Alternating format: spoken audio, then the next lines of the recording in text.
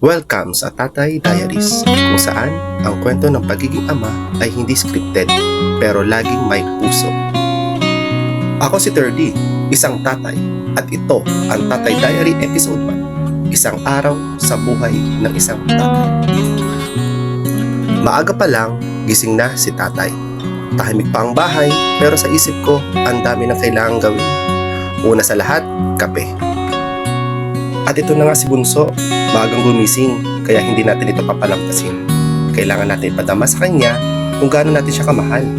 Sa ontring oras, nawawala na ang pagod at antok. Ganyan naman tayo lagi mga tatay, di ba? Basta makasama ang ating anak, masaya na tayo kahit sa onting panahon lamang. Pagkatapos ng konting lambing at yakap kay Bunso, kailangan na natin maghanda ng ating baon. Kahit walang pangkarbong baon, pandesal lang at pantawid gutom, pwede na yan. Lahat naman tayo na bilang tatay, mas inuuna natin ang kapakanan ng ating pamilya. Kasama si Mrs. sa araw-araw na pagpasok sa opisina, tinding traffic at usok ang kinahaharap natin araw-araw. Kaya sa mga tatay na kahit anong uri ng transportasyon, ugaliin natin mag-ingat sa pagmamaneho dahil mayroong pamilyang naghihintay sa ating pauwi. Pagpasok sa opisina, kahit pagod sa biyahe dahil sa dulot ng traffic, kailangan magtrabaho kaagad. Kailangan kumayod dahil alam natin, balang araw masusuklian din ang lahat ng sakripisyo para maibigay ang magandang kinabukasan para sa ating mga anak. Kaya tatay, saludo ako sa araw-araw na pumapasok at nagtatrabaho kaagad.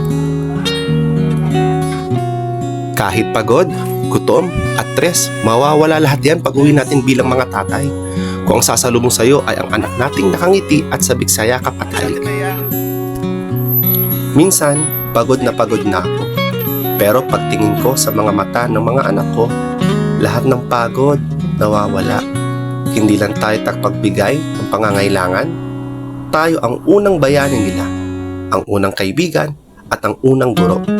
Sa bawat yakap, sa bawat tawa at kahit sa bawat iyak nila, nararamdaman ko kung gaano ako kaimportante sa buhay nila.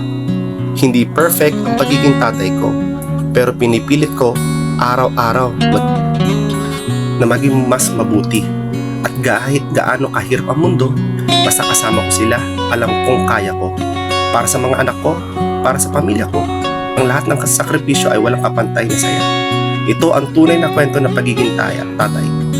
Puno ng pagmamahal, pagod at walang katapusang Ikaw, anong kwentong tatay mo? Share mo naman.